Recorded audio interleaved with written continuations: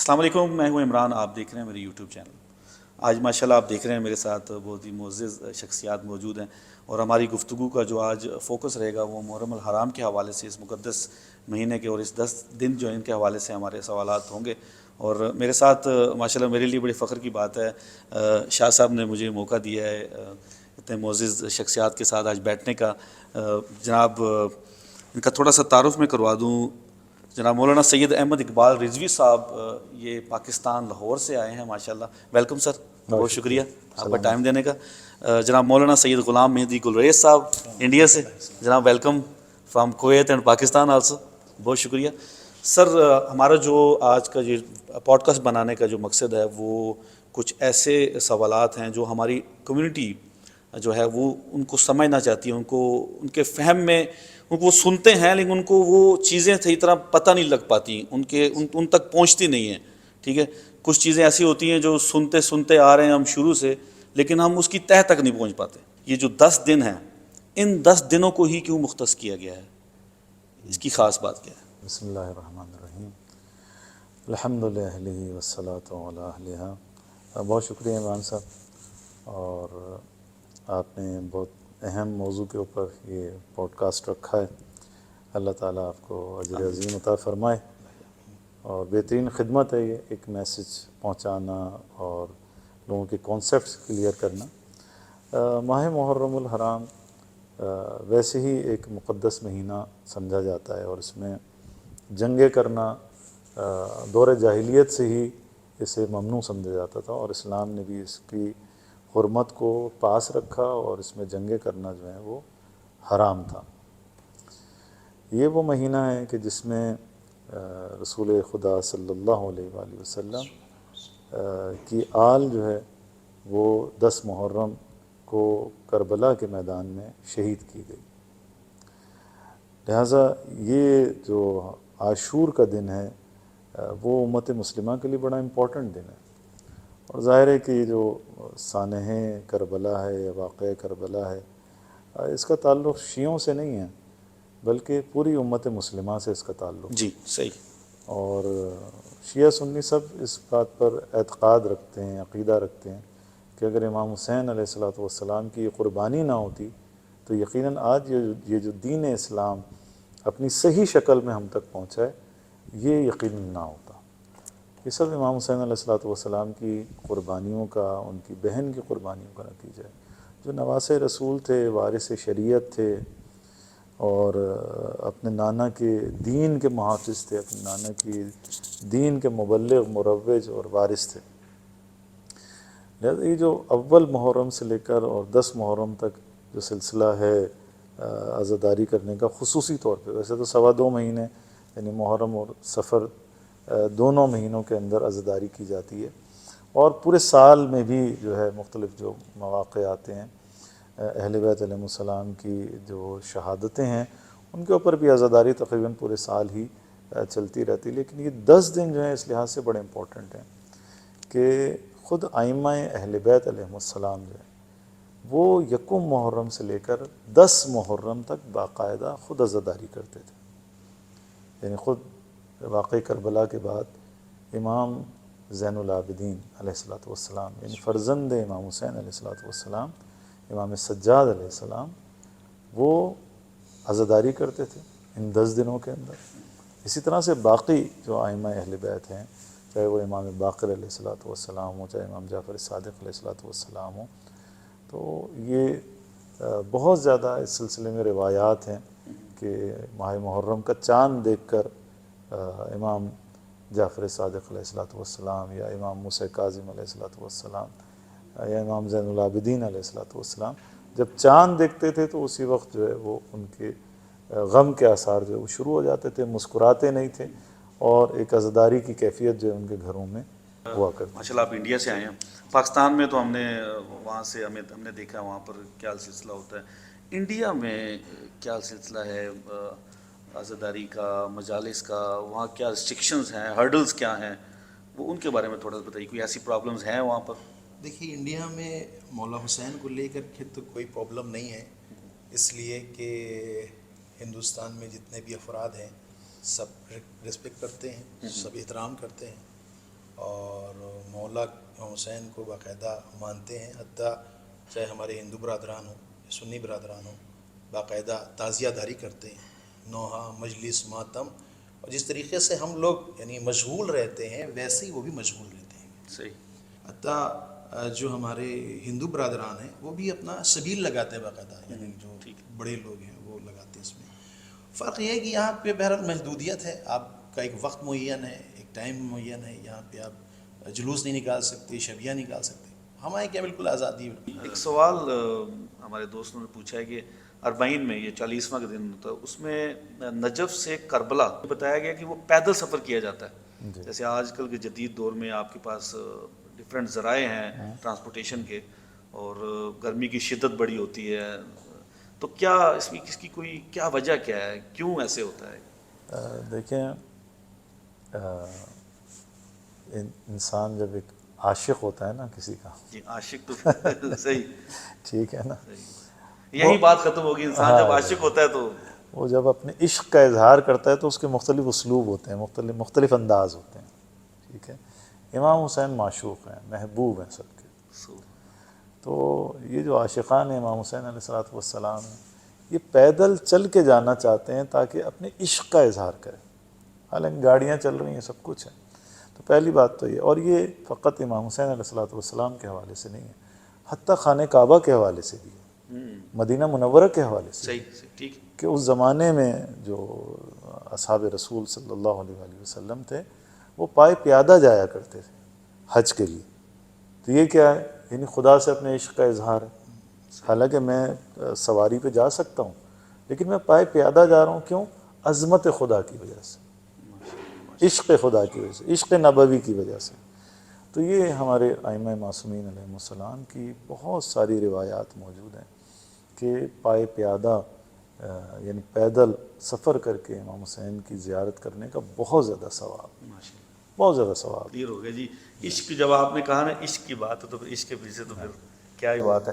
سر نوجوان نسل آج کی، ان کو جو امام حسین کی شہادت تھی، اثار تھی، قربانی تھی، کیا میسیج دیں گے؟ کیونکہ ہماری جو آج کی جنریشن ہے ان کو تو بس یہ پتہ جی 10 محرم کو ایک واقعہ ہوا تھا، شہادت ہوئی تھی جی، سیاق و سباق وہ نہیں پتہ. بس ہمیں یہ ہے کہ جی جو آج کی اسپیشل جنریشن ان کے لیے میسیج دیں کہ کیا وہ تھا، کیوں تھا، یعنی ان کو بھی پتہ ہو کہ جو ایکچوئل کس درد سے، کس کرب سے گزرے. بس مسئلہ یہ ہے کہ دیکھیے میں جو یوتھ ہے ان سے گزارش کروں گا کہ یہ واقع کربلا ہوئی ہے، اس کی اصل وجہ جو بیان کی گئی ہے وہ ہے ولایت اہل بیت. اور یہی وجہ ہے کہ یعنی چونکہ جب ولایت کوئی معرفت نہیں ہوئی اور امام کی معرفت نہیں ہوئی لوگوں کو، تو مولا سے باقاعدہ بیعت لی گئی ان سے، اور جب بیعت نہیں ہو پائی تو آپ جو ہے وہاں سے روانہ ہوئے، اور اس کے بعد پھر آپ نے باقاعدہ لوگوں کو بلایا اور بتایا کہ میں جا رہا ہوں شہید ہونے کے لیے. اور اسی لیے آپ دیکھیں جو عالم الناصرین کی صدا بلند کی ہے مولا نے، یہ اسی لیے بلند کی ہے کہ ابھی بھی تمہارے پاس وقت ہے، اگر تم ہمارے ساتھ جڑ سکتے ہو تو جڑ جاؤ. در حقیقت یہ ہے کہ امام حسین علیہ السلام بتانا چاہتے ہیں کہ امام وقت کے لیے ضروری ہے کہ ہر انسان اس کا پیروکار ہو، ہر انسان مطیع فرما بردار ہو. اور یہی وجہ ہے کہ آپ دیکھیں جو ہم زیارت پڑھتے ہیں نام لیں عاشورہ، اس میں باقاعدہ کہتے ہیں کہ یعنی امام مہدی، یعنی یہ جو ولایت ہے، یعنی یہ جو تمام چیزیں ہیں یہ امام زمانہ کی ولایت کے لیے ساری چیزیں. تو اصل ہمیں ایسا نہ ہو کہیں کہ امام حسین کو جس طرح سے لوگوں نے چھوڑ دیا تھا اسی طریقے سے ہم اپنے زمانے کے امام کو چھوڑ دیں. لہذا ضروری ہے یوتھ کے لیے کہ وہ جو اس وقت کا ہمارا امام وقت ہے اس کی تاسیح کریں، اس کی پیروی کریں اور اس کے بتائے ہوئے راستے پر چلیں. ماشاءاللہ. لیکن یعنی خود واقعی کربلا کے جو اسباب اور عوامل ہیں وہ ہماری یوتھ کو جو ہے جیسے مولانا صاحب نے کہا پڑھنا ضرور چاہیے، مطالعہ کرنا چاہیے.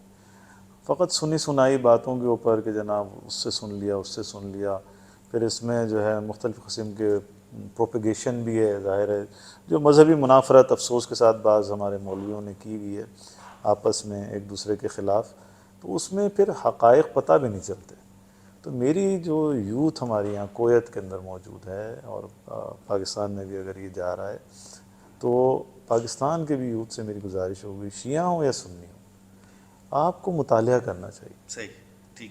آپ کو امام حسین علیہ السلام کی پوری تحریک کا مطالعہ کرنا چاہیے کہ بھئی یہ تحریک شروع کیوں آخر امام حسین علیہ السلام اپنے نانا، اپنے جد کے مدینے کو چھوڑ دیتے ہیں. امام حسین اگر وہاں چاہتے تو عبادت کرتے، نمازیں پڑھتے، روزے رکھتے، لوگوں کو تعویذ دیتے جیسے ہوتا ہے جناب ہمارے پاکستان کے اندر. صحیح صحیح. امام تو بڑے پیر بن جاتے وہاں پہ، اور پیر تھے، وہ مسئلہ نہیں تھا امام کے لیے، امام حسین کے لیے عزت تھی، اہل بیت میں سے تھے. لیکن امام حسین اپنے بچوں کو لیتے ہیں، بہنوں کو لیتے ہیں، بالآخر کیوں؟ یہ کیوں کا جو جواب ہے یہ ہماری یوتھ کو تلاش کرنا چاہیے. بالکل ٹھیک. حالانکہ اصحاب تو اور بھی تھے، لیکن کیوں امام حسین علیہ السلام اپنے اہل بیت کو لے کر جو ہے وہ مثلاً جا رہے ہیں، کربلا کا رخ اختیار کر رہے ہیں. اور جیسے مولانا صاحب نے فرمایا کہ آپ دیکھیں شروع سے ہی جب سے مدینے سے چلے تھے، امام حسین نے شروع سے اعلان کیا تھا من لحق بی استشہد، جو میرے ساتھ ملحق ہوگا وہ شہید ہوگا. صحیح. مردوں میں کوئی نہیں بچے گا. امام حسین شروع سے کہہ رہے ہیں، یعنی کوئی یہ نہ سمجھے کہ بھئی میں سلطنت کے لیے جا رہا ہوں، میں شہادت، یعنی میں قربانی دوں گا تاکہ نانا کا دین بچے. بھئی اچھا یہ نانا کے دین میں پرابلم کیا آ گئی تھی؟ امام حسین کے اگر آپ اقوال پڑھیں تو آپ دیکھیں کہ یزید کے حوالے سے اہل تسنن کی تاریخ کے اندر بھی موجود ہے، اہل شیعوں کی تاریخ کے اندر بھی موجود ہے کہ یزید ایک فاسق اور فاجر انسان تھا. ایک ایسا انسان تھا جو شراب پیتا تھا، ایک ایسا انسان تھا جو بد کردار انسان تھا. کھلے عام شریعت محمدی کا، چلو بد کردار تو شاید اور بھی ہوتے ہیں لوگ، لیکن کھلے عام شریعت محمدی کا مذاق اڑاتا تھا. اس کے اشعار ہیں جو اہل سنت نے بھی نقل کیا، اہل تشیع نے بھی اس کو نقل کیا کہ لعبت ہاشم بالملک فلا خبر جا ولا وحی نزل، کہ یہ بنی ہاشم نے، یعنی رسول اللہ ان کے خاندان نے حکومت حاصل کرنے کا ایک ڈھونگ رچا ہے. صحیح. نہ کوئی وحی آئی نہ کچھ ہوا، کھلے عام انکار کرتا تھا، وحی کا انکار کرتا تھا، یعنی قرآن کا انکار کرتا تھا. تو ایسا انسان جو مسند خلافت پر بیٹھا ہو، جو رسول اللہ صلی اللہ علیہ وآلہ وسلم کی جگہ پر آ کر بیٹھا ہو، جو کہتا ہے میری اطاعت کرو، اطیعوا اللہ و اطیعوا الرسول واولی الامر منکم. قرآن کی آیت کہتی ہے میری، یعنی اطاعت کرو اللہ کی، اللہ کے رسول کی، اور کس کی؟ مجھ یزید کی اطاعت کرو. یعنی قرآن کی آیات کی غلط تفسیر. تو مسئلہ یہ تھا کہ اگر امام حسین علیہ السلام اس وقت میں قیام نہ کرتے اور قربانی نہ دیتے، اور اگر بیعت کر لیتے امام حسین، تو ہمیشہ کے لیے آئندہ آنے والی مسلمان نسلیں، ہماری یوتھ یہی سمجھ رہی ہوتی کہ بھائی اسلام تو یہی یزیدیت کا نام ہے، صحیح. یہی جو یزید کا اخلاق تھا، یہی یزید کا جو کردار تھا، یہی یزید جو شریعت محمدی کا مذاق اڑا رہا تھا. تو آئندہ بھی ہمارے جو نئی یوتھ ہوتی اس زمانے کی اور بعد میں آنے والے لوگ، وہ شریعت محمدی کا مذاق اڑاتے اور شریعت محمدی ختم ہو جاتی. ختم ہو جاتی. رائٹ. دیکھیں نا، شریعت جب اس کے اندر تقدس ہوگا تو ہی آپ مانو گے نا، جب اس کا مذاق اڑنے لگے گا تو آپ کیوں مانو گے اس کو؟ صحیح. آج کل سوشل میڈیا پر کچھ عرصے سے، پہلے ہم نے نہیں سنا، کچھ عرصے سے سنا ہے کہ سوشل میڈیا بڑا عام ہو گیا ہے. ہر کوئی سامنے بیٹھ کر، میرے خیال وہ شاید کسی جامعہ سے اس کی ڈگری بھی نہیں لی ہوتی، لیکن وہ بیان شروع کر دیتے ہیں جی یہ مسائل ہیں، یہ مسائل ہیں. آج کل یہ بات سننے میں آ رہی کہ جی 2 شہزادوں کی جنگ تھی. اس کو ذرا میرے دیکھنے والوں کو بتائیے کہ کس طرف جا رہی. کہیں نہ کہیں ہمارے علماء کا یہ ہے نا کہ انہوں نے صحیح طرح سے شاید اپنے ٹیچ نہیں کیا یا ایکسپلین نہیں کر پائے کہ ہم نوبت یہاں تک آ گئی کہ اب یہ سننے کو آ رہا ہے کہ 2 شہزادوں کی جنگ. جو قاتل خانوادہ رسول ہو، جو رسول کی بیٹیوں کی چادریں اتارے، جو رسول کے بیٹے کا گلا کاٹ کے اور سر کی بے حرمتی کرے، جس تشت میں امام حسین علیہ السلام کا سر رکھا ہوا تھا، یزید دربار میں بیٹھا ہوا تھا، تشت میں امام حسین کا سر رکھا ہوا تھا، شراب پیتا جاتا تھا اور شراب تھوڑی تھوڑی جو ہے اس تشت میں پھینکتا جاتا تھا، اور سامنے دختران رسول ہاتھ बंधे हुए, बे मकनौ चादर, सर पे हिजाब नहीं, जो इन्होंने छीना हुआ था कमबख्तों ने, वो दुख्तरान रसूल इस आलम में खड़ी। आप उसको कहते हो ये शहजादा, सही बात। ये किसका शहजादा है? ये आपका शहजादा होगा, रसूल का शहजादा नहीं है। रसूल का शहजादा सिर्फ हुसैन इब्न अली, हसनैन शरीफैन है शहजादे, जवानान जन्नत के सरदार हुसैन इब्न अली हैं, यजीद नहीं है। शरीयत का वारिस हुसैन है, शाह अस्त हुसैन, बादशाह अस्त हुसैन, सरदाद नदाद दस्त दर दस्त यजीद, हक्का के बिना ला इलाहा अस्त हुसैन। ला इलाहा इल्लल्लाह की बिना हुसैन इब्न अली है, यजीद तो नहीं है। तो मुझे नहीं समझ आता कि आप किस शरीयत के मानने वाले हो। राइट। अगर आप रसूल अल्लाह सल्लल्लाहु अलैहि वसल्लम की ख़त्मी मर्तबत की शरीयत के मानने वाले हो, तो रसूलुल्लाह ने तो कभी यजीद की बारे में कोई हदीस दिखा दीजिए मुझे। नहीं, लेकिन इमाम हुसैन के बारे में आपको सैकड़ों हदीसें मिल जाएंगी बिल्कुल। कि ये इमामान कामा व कादा, ये इमाम हसन इमाम हुसैन ये इमाम हैं, क़याम करें या सुलह करें, मेरी आंखों के ठंडक हैं। इमाम हुसैन वो हैं कि रसूलुल्लाह मिंबर पर बैठे हुए थे, तो इमाम हुसैन का पांचे में पाँव उलझता है तो ज़मीन पे गिर जाते हैं, तो रसूलुल्लाह खुतबा छोड़कर आते हैं। शिया सुन्नी सब ने नकल किया और आप सुनते रहते हैं जी बचपन जी से। जी। खुतबा छोड़कर आए और इमाम हुसैन को आगोश में लिया और प्यार की। और जब इमाम हुसैन इस दुनिया में तशरीफ़ लेकर आए, पैदा हुए, तो जिब्राइल ने, शिया सुन्नी दोनों ने इसको, हज़रत उम्मे सलमा से भी ये रिवायत है और भी दीगर अफराद से रिवायत है कि रसूलुल्लाह ने जब आगोश में लिया इमाम हुसैन को, तो जिब्राइल ने आकर ख़बर दी कि आपका ये बेटा करबला के मैदान में शहीद हो जाएगा। तो बुलंद आवाज़ से रसूलुल्लाह ने इमाम हुसैन पर गिरिया किया, इमाम हुसैन पर गिरिया किया, यजीद पे गिरिया नहीं किया। तो ये एक बहुत बड़ा, मैं समझता हूँ, जुल्म, जी जी। ज़्यादती और एक बहुत बड़ी तहरीफ। इस पे तो बहस होनी नहीं चाहिए।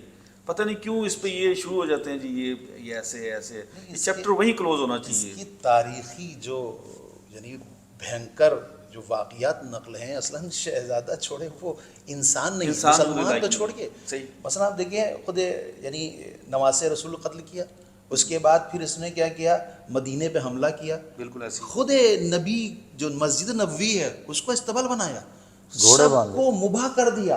आप सोचिए कितने हजार बच्चे नाजायज पैदा हुए। उसके बाद फिर खाना काबा पर इसने जो है बाकायदा मंजनीक से हमला मंजनीक से हमला किया। आप सोचिए कहाँ का शहजादा ये कहाँ का शहजादा, यानी ये कैसे लोग हैं कि जो शहजादा कहते हैं। ये तारीख में सब्त है जिसको मिटाया नहीं जा सकता। सही। तो ऐसा शख्स कि जो कातिले इमाम हुसैन हो, ऐसा शख्स जिसने रसूल की मस्जिद पे ऐसी बेदबी की हो और इतने हजार नाजायज़ बच्चे पैदा हो गए हों, प्लस ये कि खाना काबा की बेहुरमती की हो, कहाँ का इंसान नहीं वो, बिल्कुल सही। इंसान नहीं। तो मेरे ख्याल है बस बात वही है बात वही कि हमारी यूथ को जो है वो मुतालिया करना चाहिए, सुनी सुनाई बातों को। कि आज़ादारी का मकसद जो है वही मकसद है जो मकसद क़याम इमाम हुसैन अलैहिस्सलाम था। तो सबसे पहले जैसे कि क़िबला ने फरमाया कि मकसद क़याम इमाम हुसैन अलैहिस्सलाम को पढ़ना चाहिए, सुनना चाहिए, समझना चाहिए, और हमें आज़ादारी के दौरान में, आज़ादारी की महफ़िल में, आज़ादारी की मजालिस में वही चीज़ तबलीग करनी होती है, वही तबलीग नौजवानों तक जानी चाहिए कि जो मकसद, जिस मकसद को लेके इमाम हुसैन अलैहिस्सलाम ने क़याम किया था। तो जैसा कि मैंने अर्ज़ किया कि जब हम यहाँ पे कुवैत में आए तो यहाँ पे मजालिस के सिलसिले शुरू थे, इससे पहले भी मजालिस होती थी। तो हमने कुछ दोस्तों ने जब ये प्लेटफार्म शुरू किया तो इस प्लेटफार्म का एक मिशन रखा गया था और एक ख़ास उसका मोटो था, एक उसका ऑब्जेक्टिव था कि ये आप आज़ादारी का प्लेटफार्म क्यों बना रहे हैं। तो उसका जो मिशन है वो यही क़याम इमाम हुसैन अलैहिस्सलाम के अग़राज़ व मकासद में से एक है कि हम कहते हैं कि किसी क़याम के लिए, जानने के लिए कि ये क़याम क्यों हुआ, किससे पूछा जाना चाहिए? क्या मुअर्रिख़ से पूछा जाना चाहिए, या मनाज़िर से पूछना चाहिए, या उनसे पूछना चाहिए कि जो उस ज़माने में मौजूद थे, या ख़ुद उससे पूछना चाहिए जो क़याम कर रहे हैं? तो हमारे जहन में यही चीज़ आती है कि उनसे पूछें जिन्होंने क़याम किया। तो ख़ुद सैयदुश्शुहदा ने क्या फ़रमाया था, बाकायदा सिर्फ ज़बान से नहीं कहा, बाकायदा तहरीरी तौर पे लिखा हुआ वसीयतनामा मदीना से निकलते हुए अपने भाई मोहम्मद हनफिया को लिख के दिया और उस पर लिखा है कि इन्नमा खरजतु लितलबिल इस्लाह फ़ी उम्मति जद्दी रसूलुल्लाह अन आमुरा बिल मारूफ उरीदु अन आमुरा बिल मारूफ व अनहा अनिल मुनकर सीरत जद्दी रसूलुल्लाह सल्लल्लाहु अलैहि वसल्लम अबी अमीरुल मोमिनीन सल्लल्लाहु अलैहि वसल्लम। तो यानी इमाम फरमाते हैं कि हमारे क़याम का मकसद उम्मत में इस्लाह है। अब ये उम्मत सिर्फ शिया नहीं है, शिया सुन्नी सब उम्मत है, ठीक है, और पूरी उम्मत में इस्लाह है। तो हमारी ये जो तंजीम है उसका भी मकसद सिर्फ शिया तक नहीं होता, हमारा मकसद एक ऐसा सोसाइटी का क़याम है कि जो एक हुसैनी मुआशरा हो, जिस पूरी उम्मत में इस्लाह हो। यानी हम एक अच्छी आदात की, वाजिबात की अदायगी, मनहियात से जो नहीं अनिल मुनकर है उसकी तबलीग कर सकें। जैसे कि इमाम फरमाते हैं कि मैं चाहता हूँ कि अमर बिल मारूफ़ करूँ और नहीं अनिल मुनकर करूँ, यानी अच्छे कामों की तबलीग की जाए और बुरे कामों से लोगों को रोका जाए। और फिर वो ये चाहते थे कि मैं अपने नाना और अपने जद की, अपने वालिद की सीरत के ऊपर अमल कर सकूं। तो हमारी इस तंजीम का मकसद भी यही था कि हम एक ऐसा मुआशरे का क़याम करें कि जो पूरी उम्मत को मुहित करे और फिर उस पूरी उम्मत में अमर बिल मारूफ़ और नही अनिल मुनकर करे और पूरी उम्मत में जो है सीरत रसूल खुदा और सीरत अमीरुल मोमिनीन इस्लाम की तरवीज की जा सके। और यही मकसद हम कोशिश पूरा साल ये करते हैं कि कुवैत की जो कम्युनिटी है, चाहे वो शिया कम्युनिटी है, चाहे इंडिया से आने वाले मोमिनीन हैं या पाकिस्तान से आने वाले हैं या पाकिस्तान की जितनी कम्युनिटी है, चाहे सुन्नी है, शिया है, देवबंदी है, जो भी जितने भी मज़ाहिब हैं, हमारे सब भाई हैं। तो हम ये चाहते हैं सब उम्मत रसूल है और सब तक हमने यही पैगाम देना है, पहुँचाना है, खरजतु लितलबिल इस्लाह, तलबिल इस्लाह। और ये वो ऐसा नुस्खा है जो किसी कौम के अंदर भी उजागर हो जाए तो वो कौमें ज़िंदा हो जाती है। तो इमाम का मकसद यही था, यही अक्सीर है जो इमाम कहते थे ना कि यानी जब हम कहते हैं कि इमाम ने उम्मत को बचा लिया या दीन को बचा लिया, तो मकसद यही था कि जब मुआशरे में फ़िस्क़ व फ़ुजूर हो जाए तो आपने उसके ख़िलाफ़ क़याम करना है। यही उम्मत को बचाने का नुस्खा है। तो हम इसीलिए इसके ऊपर आज भी जो कायम है और इसी तरीके से, और यही कोशिश होती है तबलीग करने की, और यही नौजवान नस्ल के लिए पैगाम है कि अगर आप अपनी नस्लों को बचाना चाहते हैं, अपनी उम्मत को बचाना चाहते हैं, तो आप जो है वो अमर बिल मारूफ़ और नही अनिल मुनकर को रवाज दें। हम शुरू से ये सुन रहे हैं कि इमाम बारगाह, ये शियों की इबादत गाह इमाम बारगाह है, लेकिन अब कुछ दिनों से मैंने सर्च किया, जब शाह साहब से बात हुई कि जी मैंने मौलाना साहब से मुलाकात करनी है, तो मैं फिर क्वेश्चन सर्च कर रहा था। मुझे फ़र्क एक माशाल्लाह बड़े मोतबर में नाम भूल गया उन्होंने बोला कि मस्जिद और इमाम बारगाह दो सेपरेट है, यानी कि इमाम बारगाह ही मस्जिद नहीं है। इनमें ज़रा फ़र्क बताइए, क्योंकि हमारे बहुत से देखने वालों को ये पता ही नहीं होगा, वो ये समझते हैं कि अहले तशय्युअ सिर्फ इमाम बारगाह ही है उनकी, इसमें कोई फ़र्क थोड़ा देखिए मसला ये है कि मैं अपने हिंदुस्तान के लिहाज से बताऊं कि जो इमाम बारगाह है उसमें हमारे यहाँ हर तरह के लोग आते हैं, ठीक, हिंदू बरादरान भी आते हैं, है ना, हर तरह के लोग, सिख आते हैं, हर तरह के लोग आते हैं। कम्युनिटी सेंटर है, वो आते हैं, बाकायदा जो वाज़ व नसीहत होती है, जो मसाइब वगैरह होते हैं वो सुनते हैं। मस्जिद के लिहाज से ये सेपरेट कर दिया गया है। उसमें ये है कि एक वही शख्स दाखिल हो सकता है जो मुसलमान हो, मुसलमान के अलावा वो शख्स उसमें दाखिल नहीं हो सकता। लिहाजा ये इमाम बारगाह इसलिए बनाए कि कॉमन है, यहाँ कोई भी इस लिहाज से कोई फ़र्क नज़र नहीं आता है, लेकिन वो चूँकि हुक्म शरई है, वहाँ के ऊपर गैर मुसलमान दाखिल नहीं हो सकता, लिहाजा इससे इज्तनाब किया जाता है।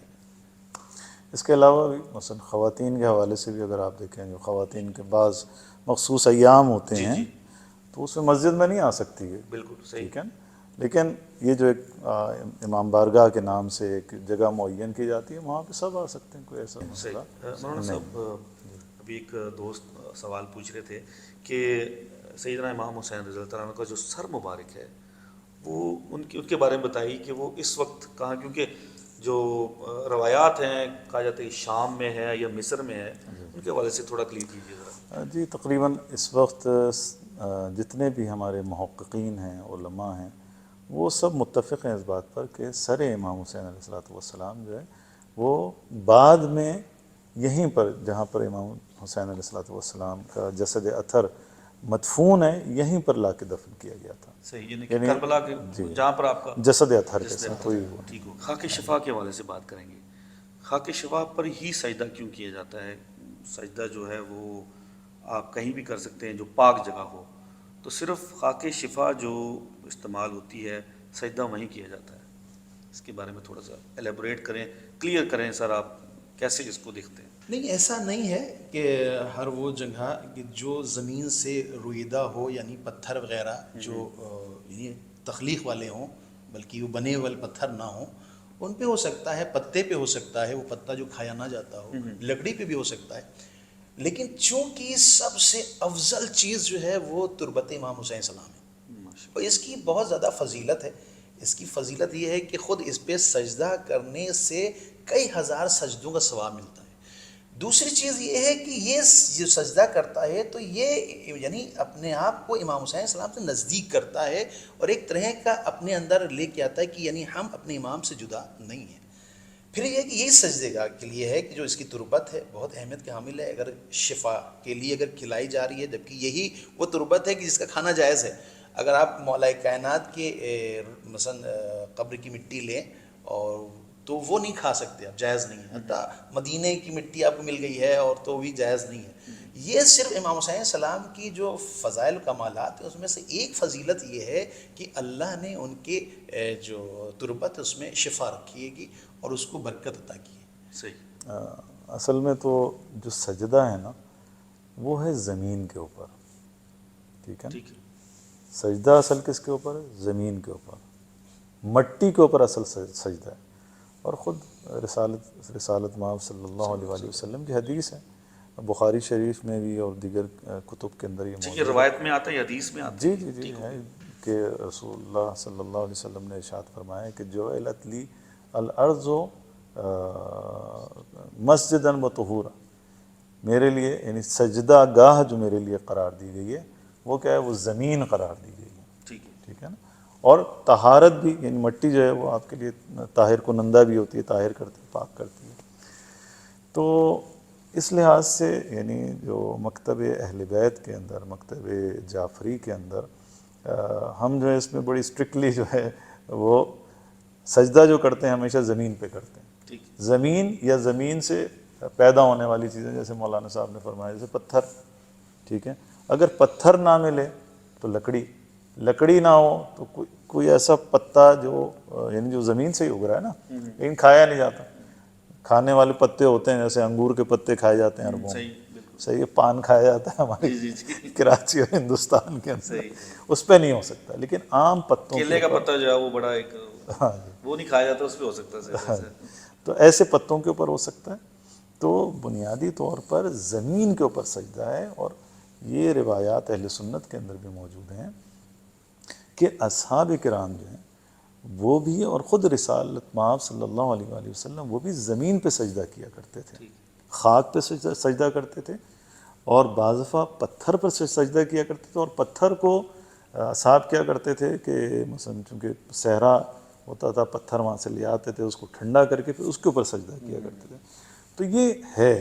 ہمارے یہاں چٹائی کے اوپر سجدہ جو ہے وہ اس لحاظ سے جائز نہیں ہے، چونکہ چٹائی جو ہے وہ زمین کا اس کے اوپر عنوان صادق نہیں آتا، ٹھیک ہو گیا. یعنی ٹائٹل جو ہے وہ زمین کا نہیں ہوتا. زمین کا نہیں ہوتا. لہٰذا اگر کوئی سی بھی مٹی ہو، پتھر ہو، نیچرل پتھر جو ہوتا ہے، اس کے اوپر سجدہ ہو سکتا ہے. لیکن افضل، جیسے مولانا صاحب نے فرمایا، ہمارے یہاں افضل یہ ہے کہ اگر تربت امام حسین ہو، امام حسین کے قبر کی مٹی ہو، تو وہ زیادہ سب بہتر ہے. کلوز کرتے ہیں. دل تو نہیں کر رہا، دل کرتا ہے کہ مزید گفتگو کرتے رہیں، یہ ٹاپک ہی ایسا ہے. سر ایک کال پلیز آپ حضرت سیدنا امام حسین رضی اللہ عنہ کی جو انہوں نے کہا وہ ذرا پلیز. جب امام حسین علیہ السلام سے بیعت طلب کی گئی تو امام حسین علیہ السلام نے کہا کہ مثلی لا یبایع مثلا، کہ مجھ جیسا شخص جو ہے وہ یزید جیسے شخص کی بیعت نہیں کر سکتا. تو یہاں امام حسین نے یہ نہیں کہا کہ میں حسین یزید ابن معاویہ کی بیعت نہیں کروں گا، بلکہ کہا مجھ جیسے کردار کا حامل یزید جیسے کردار کے حامل کی بیعت نہیں کر سکتا. تو ایک پوری آئیڈیالوجی جو ہے وہ امام حسین علیہ السلام نے ہم سب کو دیے، ایک لائن آف ایکشن دیا ہے کہ کبھی بھی یزیدیت کے سامنے آپ نے سر نہیں جھکانا ہو، کبھی اس کی بیعت نہیں کرنی. جی، میں نے بھی مجلس میں پڑھا تھا کہ ایک شخص آتا ہے مولا حسین کے پاس اور وہ کہتا ہے کہ میں بہت گناہ گار ہوں، خطا کار ہوں، اور میں گناہ کرنا بھی چاہتا ہوں، اور مجھ پہ عذاب بھی نہ ہو. تو عجیب و غریب سوال ہے. اگر یہ سوال کسی اور سے پوچھ لیا جائے تو ہو سکتا ہے بھگا دے کہ تم کیسا سوال کر رہے کہ گناہ بھی کرو اور عذاب بھی نہ ہو. لیکن مولا حسین کے پاس جب گیا نا تو مولا نے کہا کہ افعل 5 اشیاء وادنم ما شئت، 5 چیزوں کو انجام دو اور پھر جو گناہ کرنا چاہے کرو. اور یہ پھر ہمارے یوتھ کے لیے بھی ہے. کہا پہلی چیز یہ ہے کہ لا تاقل رزق اللہ وادنم ما شئت، رزق خدا مت کھاؤ اور جو گناہ کرنا چاہے کرو. کہا یہ تو نہیں ممکن نہیں ہے، اس لیے رزق وغیرہ تو گاڑی کیسے چلے گی. پھر فرمایا کہ اطلب مواضعا لیراک اللہ وادنم ما شئت، یعنی ایسی جگہ گناہ کرو کہ جہاں اللہ دیکھنے والا نہ ہو. کہنے یہ بھی تو ممکن نہیں ہے، وہ بھی جو ہے وہ پاسبل نہیں ہے. پھر کہنا اچھا تم یہ نہیں کر سکتے، دوسرا کرو کہ کہا اخرج من ولایت اللہ وادنم ما شئت، یعنی ولایت خدا سے نکل جاؤ اور جو گناہ کرنا چاہے کرو. کہا کہ ابن رسول اللہ یہ تینوں کام تو ہو نہیں سکتے ہیں. تو کہیں ٹھیک ہے 2 کام ابھی اور بچے ہیں، اس کو تم دیکھ سکتے ہو، اگر وہ تم کر سکتے ہو تو پھر جو گناہ کرنا چاہے کر سکتے ہو. کہا 2 اور کیا چیزیں ہیں؟ امام نے فرمایا کہ اذا جاء ملک الموت لیقبض روحک فادفع عن نفسک وادنم ما شئت، جب ملک الموت تمہاری روح قبض کرنے کے لیے آئے نا تو روح قبض نہ ہونے دو. جب روح ہی نہیں قبض ہوگی تو تمہیں عذاب نہیں ہوگا. کہنے لگے یہ بھی نہیں ہو سکتا مولا. کہ ٹھیک ہے 5واں رہ گیا ہے. کہ وہ کیا ہے مولا، وہ بیان کریں. کہتے ہیں کہ اذا ادخل مالک فی النار فلا تدخل فی النار وادنم ما شئت، جب دروغان جہنم تم کو جہنم میں ڈال رہا ہو نا تو پھر جو ہے جاؤ نہیں، تم بچ جاؤ اس سے. کہنے یہ بھی نہ ممکن ہے. تو پھر امام نے کہا کہ جب ناممکن ہے 5 چیزوں پر عمل کرنا تو پھر گناہ کا حق تم کو نہیں. خوبصورت سی بات جو مولا حسین نے فرمائی سب کے لیے انشاءاللہ. اسی خوبصورت بات کے ساتھ آج کا پوڈ کاسٹ ہم جو ہے وہ اختتام کرتے ہیں، ختم کرتے ہیں. بہت شکریہ آپ کا. بہت شکریہ آپ کا. آپ کا شکریہ. سلامت رکھیے آپ سب. انشاءاللہ زندگی تو ضرور ملاقات ہوگی آپ سے انشاءاللہ ضرور. اور آئی ہوپ کہ بہت سارے ایسے سوالات جو ہمارے دیکھنے والے جاننا چاہتے ہیں تو آج ان کو بہت کچھ اس سے ملا ہوگا. پھر بھی اگر نیکسٹ ٹائم شاہ صاحب اگر لے کے دیں ٹائم، پہلے تو شکریہ شاہ صاحب کا کہ انہوں نے مجھے موقع دیا. Thank you very much again. تب تک کے لیے اپنا خیال رکھیں. پہلے تو میں رپیٹ کروں گا مولانا صاحب کی بات کہ جو ہے وہ علم حاصل کریں، اس کو تحقیق کریں، پڑھیں. ٹھیک ہے، جتنا آپ تحقیق کریں گے پڑھیں گے تب آپ کو جا کے علم حاصل ہوگا، آپ کو صحیح بات کی تہہ تک پہنچ سکیں گے. نہ کہ آپ سامنے کیمرہ رکھیں اور شروع ہو جائیں اور اپنی من پسند کی باتیں جو آپ کو پسند ہے وہ کہنا شروع کر دیں. ایسا نہیں ہوتا. اپنا بہت بہت خیال رکھیے، دعا میں یاد رکھیے ہمیشہ کی طرح. اللہ حافظ. پاکستان، کویت زندہ باد.